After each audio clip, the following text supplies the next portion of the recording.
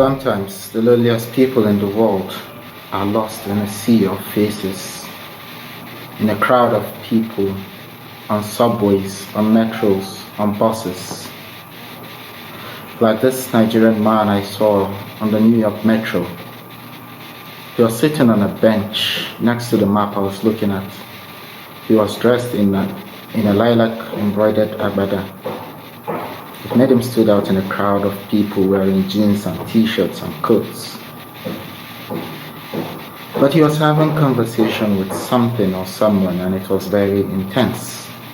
And when I looked, there was no headphone, there was no earpiece, there was no phone even. But his conversations were so intense, splattered with words of Yoruba, words from a language I know, words of a language from home. And he would cackle and laugh and shake his head and say, "This is the way of the world."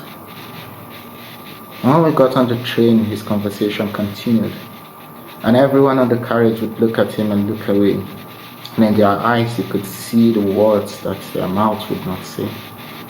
Just another crazy on the New York metro. But for me, he was someone from home. And he must have noticed that I was looking at him, because when he rode one stop and was about to get off, he said to me, "Have a nice day." And I said to him, "Have a nice day too." And then I added in Yoruba, "Ekushe." His smile broadened, he became livelier, and he said, "Ekushe, my brother." He shook my hand and got off the train.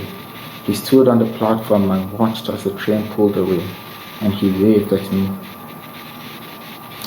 I hoped that he wasn't speaking to his demons but to his guardian angels, and I hoped they would take care of him.